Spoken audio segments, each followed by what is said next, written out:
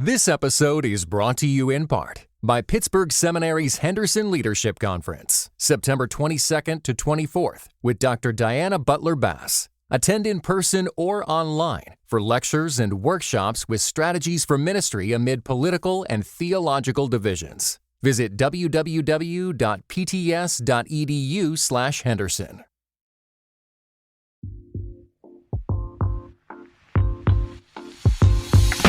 This episode is brought to you by Our Daily Bread Ministries, a global media organization that makes the life-changing wisdom of the Bible understandable and accessible to all. Visit whereyou'refrom.org for more information. That's whereyafrom.org. This episode is part of a long series that explores how communism in Russia impacted the American Christian church. This episode can stand on its own, but when you're done, go back and start at the beginning of Season 3. Picture the smiling, bearded face of Santa Claus. A cute little cartoon Santa standing on a mound of snow in the North Pole. An igloo in the background. This is from a comic strip by Herbert Bloch. It came out when Americans were petrified of Soviet Russia. I mean, there's nothing like a little Cold War humor, right? The caption under this happy drawing reads, "An international agent with headquarters close to Soviet Russia." Yeah, Santa travels internationally, and the North Pole looks kind of close to Russia on the map. The next block has his naughty and nice list. Head of a gigantic espionage ring with files on millions of Americans. Another drawing shows a collection bin for charity that sits next to a stuffed St. Nicholas in a department store. A man reaches into his pocket to donate. Openly opposed to the profit motive and flooding the country with propaganda. Maybe you see where this is going. Another block shows a set of parents standing by an open closet with presents spilling out. They hold their fingers to their mouths and make a shh sound to each other. Responsible for the fomenting of plots and secret actions in countless American homes. This cartoon does what only smart humor can do. It points out a deep truth while making us laugh. In the case of this strip, it demonstrates that just about anybody could be accused of being a Soviet spy. It was written in response to the Dies Committee, also known as the Special Committee of Un-American Activities, created in 1938 by the House of Representatives to look into the spread of propaganda and to determine who, if anyone, was involved in communist activities in the United States. They were not the first to do this. They were preceded by the Special Committee to Investigate Communist Activities of 1930, followed by the Special Committee of Un-American Activities of 1934. They apparently weren't very creative with their names back then. The United States, even before World War II, was suspicious of its own citizens. Were we spreading ideas that might undermine our system of government? Was Bolshevism growing in America? This created a series of mini Red Scares, kangaroo courts in the land of the free and the home of the brave that dragged people before public hearings and smeared their names for thought crimes. We like to think of the United States as a place with a long history of free speech, freedom of ideas, the right to assemble. But in the 1900s, all of that was put on trial as a quote-unquote Christian nation feared impending doom. You're listening to the show that uses journalistic tools to look inside the Christian church. We press pause on the culture wars in order to explore how we got here and how we can do better. I'm Chris Staron, and this is Truce. By 1940, the world was at war. Well, not the United States. We were actually pretty late to World War II. There was a lot of pressure in the US to stay out of it. Europe was in trouble. Fascism was taking over. We were emerging from the Great Depression. And even though we were out of the war, we were worried that foreign countries could be having an influence on us.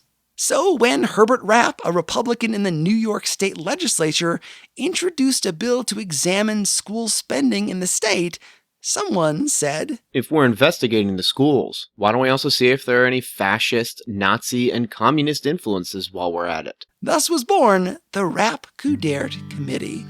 Remember, the committee was interested in budgets, numbers, and while they were there, could they also root out fascists, Nazis, and communists? Kind of a lot for one committee. And there were plenty of interests at play. One estimate from the time said that 10% of students in New York had to stand because there were no desks for them. Class sizes ballooned to 50 kids per teacher. There wasn't a lot of money. Again, this was the end of the Depression. Conservatives wanted to balance the state budget by cutting schools even further. Liberals sought more funding. But everyone wanted to know, were children, some of which were standing all day, being taught fascist or communist ideas in the classroom? They chose as their chief counsel a man named Paul Windels. Now, Paul Windels was the real deal, with an impressive track record. New York City had been super corrupt for decades at this point.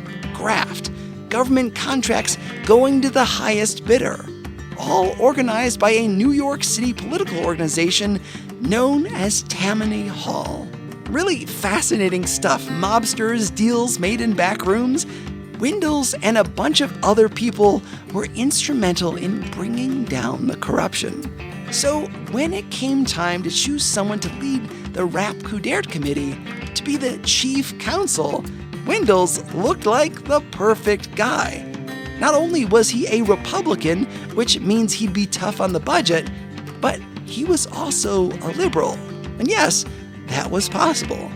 Whereas later hearings, like those under Joseph McCarthy, could be pigeonholed as conservative witch hunts, Rapp-Coudert was bipartisan. Many of its key participants were liberals. Windels said that he'd run this investigation like the one that brought down Tammany Hall, because it had been so successful in rooting out corruption. What he wanted, at least what he said he wanted, was to steer clear of the pitfalls earlier committees had fallen into, making charges against people based on gossip, rumor, or hearsay. His stated desire was essentially to treat these hearings, these inquiries into people who might be spreading fascism and communism, like a grand jury. Keep it fair, keep it honest. That's not what he did, though. What he ended up doing was trying people in the court of public opinion. He denied them their rights, withheld information, assumed guilt, ruining careers, destroying friendships, and setting the stage for the more famous McCarthy hearings of the 1950s. Here's how it worked.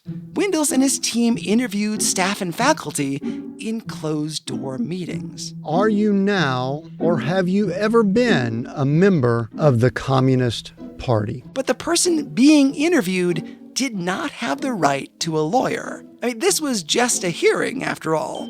They'd have someone in the corner taking dictation, and the transcripts would then be typed up and kept in secret. The transcripts from those private hearings were only for Windels and his team, meaning that the defense didn't have access to the evidence. In a trial, lawyers defending someone have a right to the evidence that will be used against their client. Transcripts of depositions, interviews, police records. This was just a hearing, though. That information was held only by Windels and his team. When they got into the public hearing in front of the press and looky-loos, Windels called witnesses to the stand. But nobody was allowed to offer a defense or cross-examine the witnesses.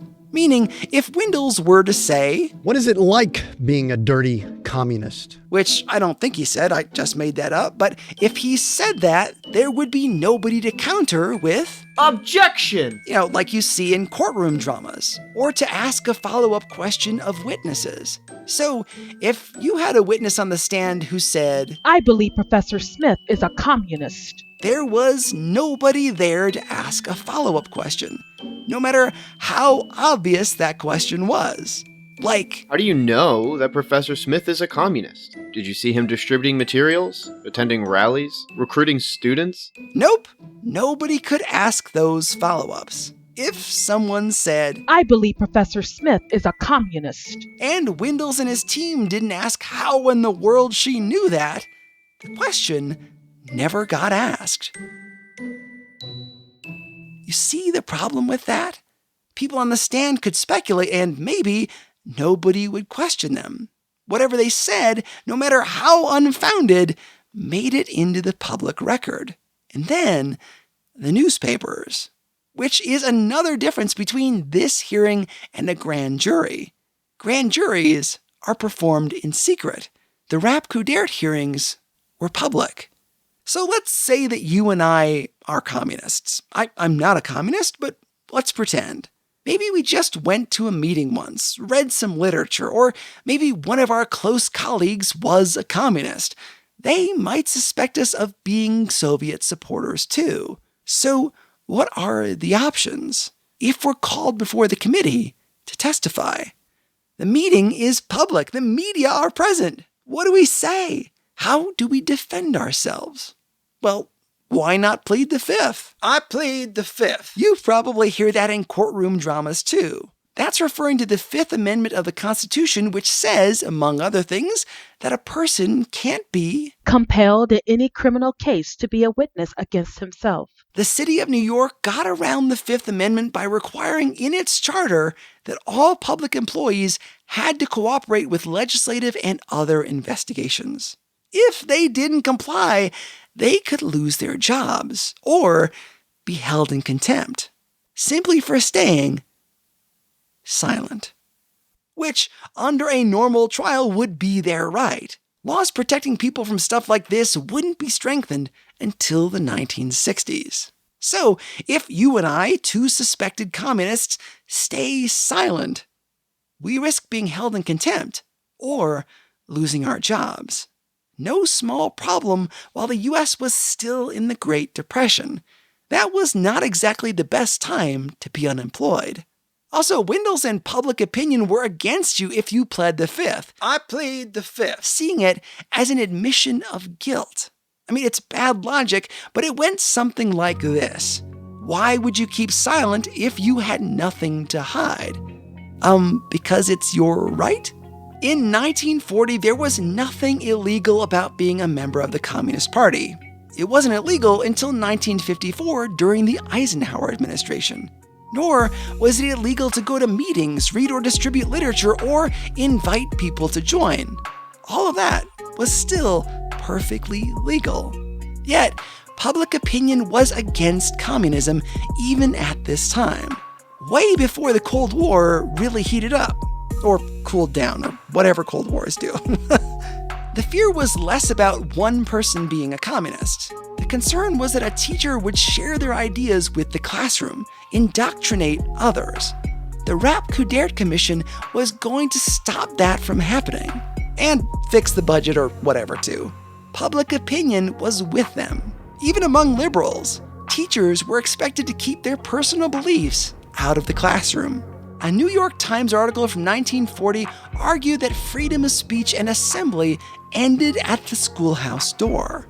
Communists, it argued, lost First Amendment protection by, quote-unquote, practicing bad faith. Windels said this in his opening remarks. There is no civil liberty to commit a breach of trust. There is no academic freedom to be one thing and pretend to be something else. There is no freedom in this country to poison the rising generation in the name of any political philosophy which practices hypocrisy and deception as a part of its central and vital doctrine. In other words, don't be sharing your communist principles in public schools or colleges. They undermine our system of government. They poison our kids' minds. Hey, let me let you in on a little secret. Come with me really quick.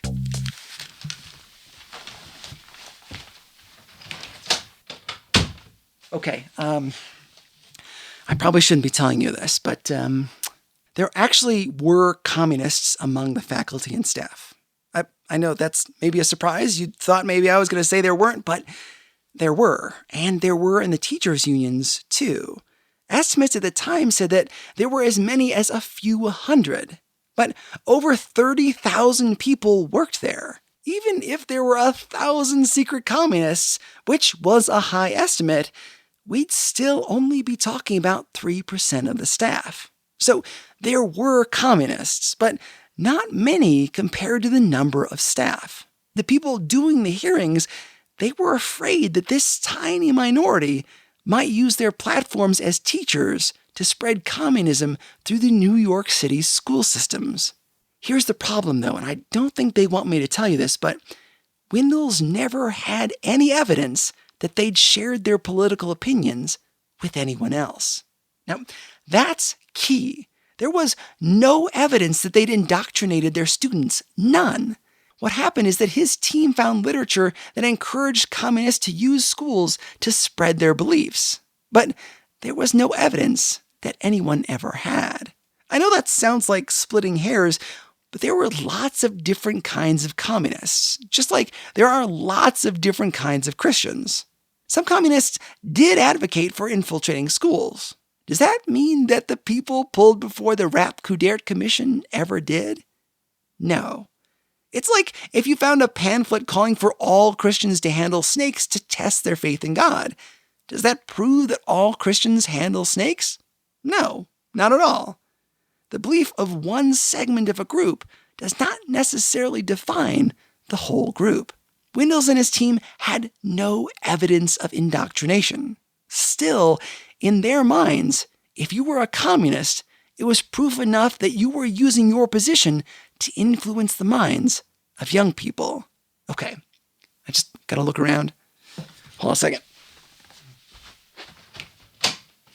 The coast is clear. I don't think they saw us stuck in here. Let's go. Right.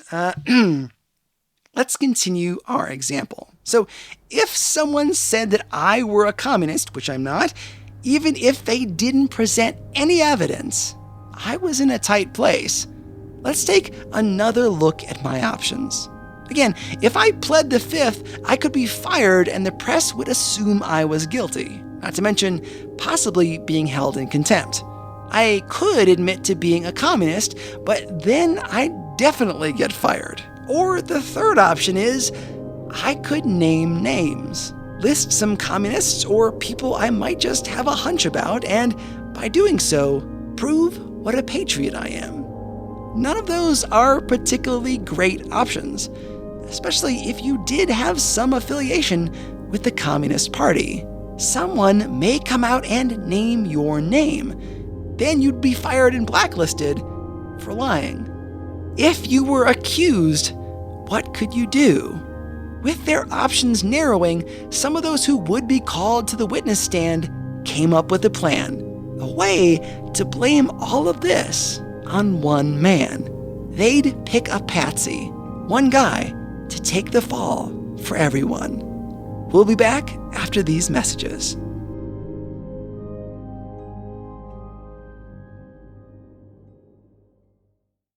This episode is brought to you by No Small Endeavor, the acclaimed podcast from Great Feeling Studios and PRX. In each episode, host and award-winning theologian Lee C. Camp sits down with courageous and impassioned people, like Hollywood legend Rob Reiner and civil rights hero Reverend James Lawson, talking about what it means to find true happiness and flourish in day-to-day life. And if you're looking for somewhere to start, why not check out the recent episode with award-winning journalist and best-selling author Tim Alberta on Christian nationalism's role in the Republican Party. Follow No Small Endeavor on Apple Podcasts, Spotify, or wherever you get your podcasts. Some people named names. People like Professor Bernard Grabinier, a former member of the party himself. William Martin Canning was another. He alone pointed fingers at 44 municipal college employees in the public hearing, though he'd named 63 in the private ones. 37 of those were confirmed by a woman named Annette Sherman Gotzingen. Based on the testimony of just those two people, suspensions began within weeks. Anyone could see what was at stake. Again, not only could you lose your job, but possibly your career in academia. And your name would be smeared in the papers.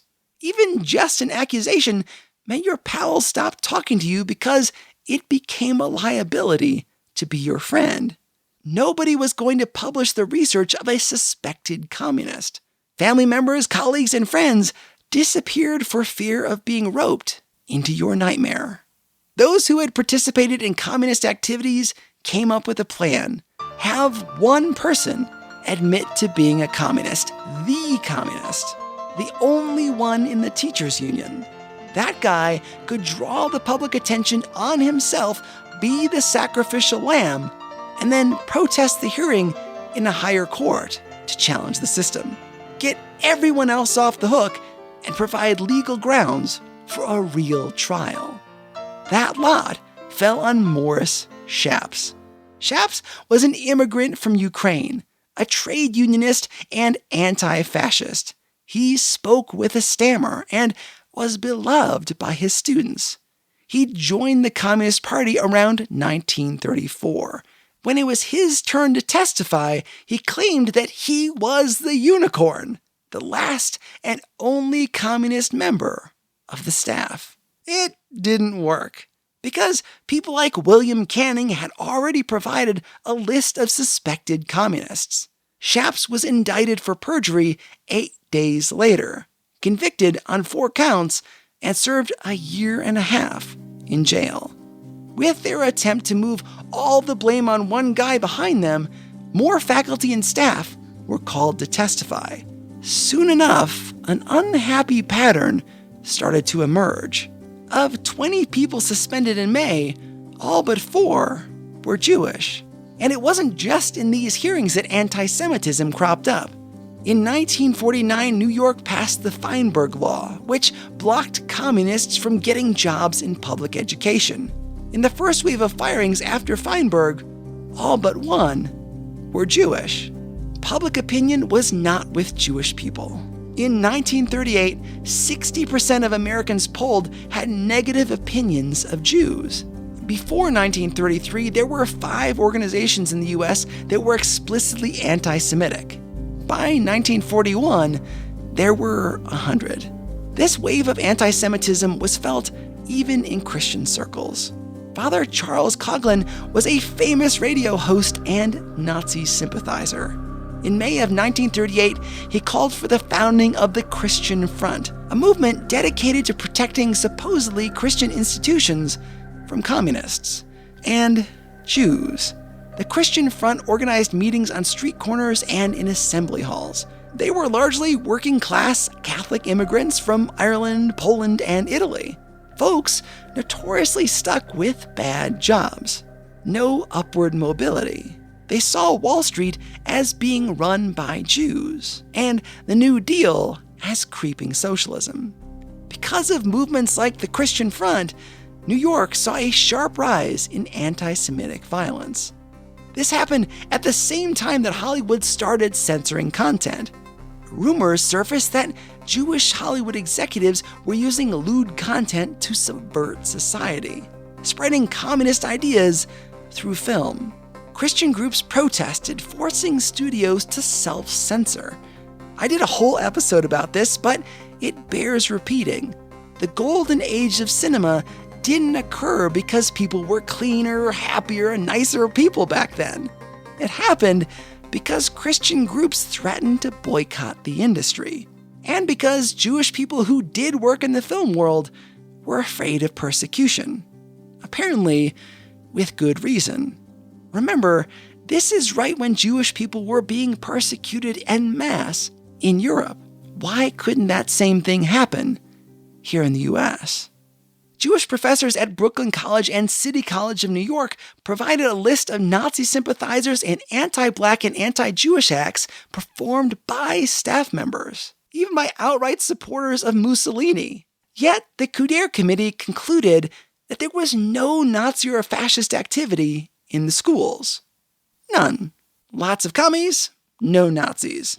Despite evidence to the contrary. In all, the committee interviewed almost 700 people in its kangaroo style, interrogating something like 500 witnesses. At City College of New York alone, the investigation resulted in the firing of over 50 staff members.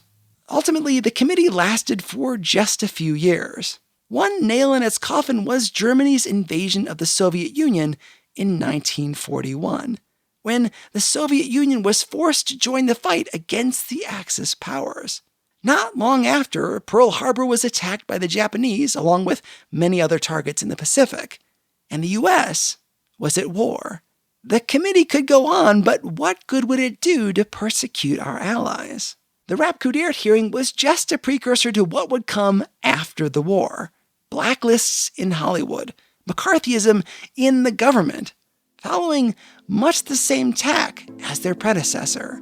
These kangaroo courts pulled people into the public eye, ignored due process and constitutional rights, and ruined reputations.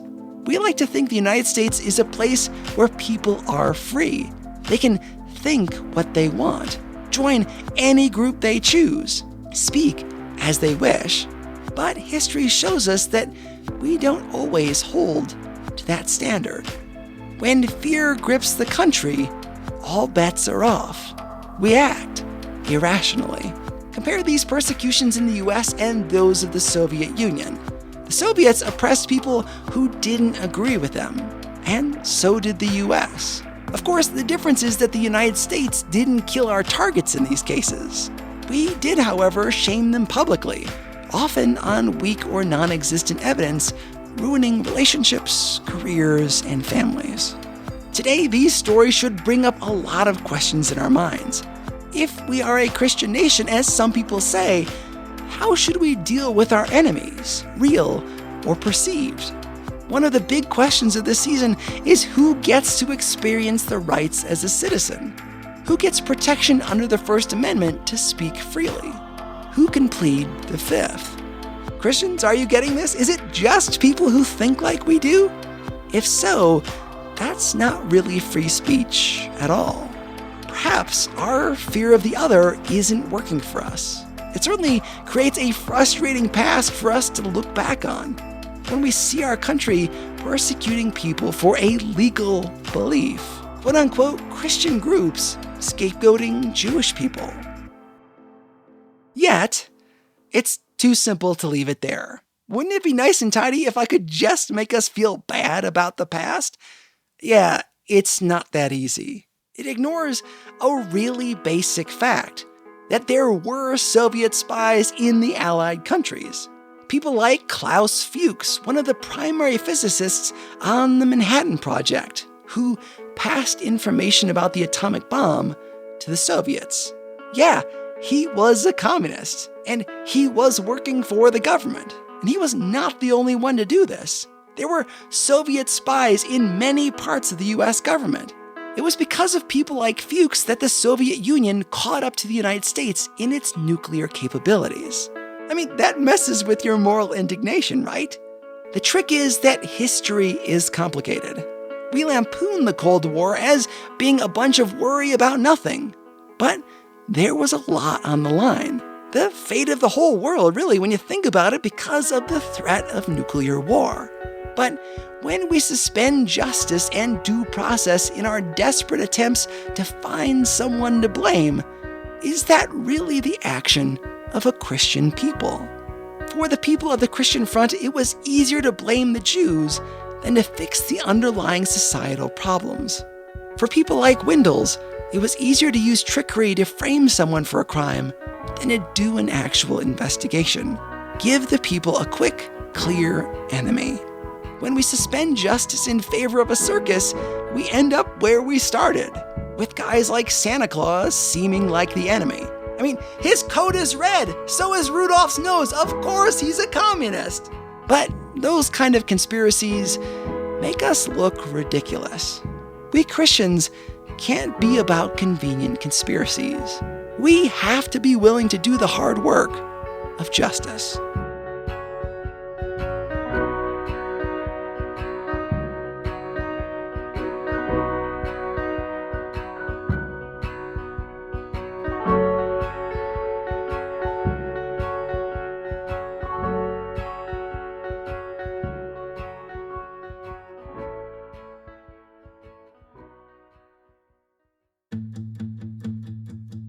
Want to go deeper into these issues around the dinner table tonight? Well, I put together some questions based on this episode that you can use to spark discussion. They're in your show notes on your device right now and also on the website at trucepodcast.com. The backbone of this story comes from the book Bad Faith by Andrew Pfeffer. I've got a list of our other resources on the website. Truce is a listener-supported show. My goal is to do this full-time. If you'd like to be a part of making these stories, of raising the bar on what Christian media can be, visit trucepodcast.com/donate. I'd also love for you to follow the show on social media. I'm on Instagram, Twitter, and Facebook at Truce Podcast. And would you consider leaving a comment on your podcasting app? It helps people find the show, and I do try to read them. It's really nice to hear from you all. Thanks again to Roy Browning from JMC Brands, who built the website at trucepodcast.com, and my friend, the author Andrew Huff, who designed the logo. Special thanks to everybody who loaned me their voices for this episode, including Marvin Benson of the Cinematic Doctrine podcast, voiceover artist J.D. Sutter, Parker J. Cole of the Right Stuff podcast, and Tim Winders of the Seek, Go, Create podcast. God willing, we'll be back in 2 weeks with more. I'm Chris Staron, and this is Truce.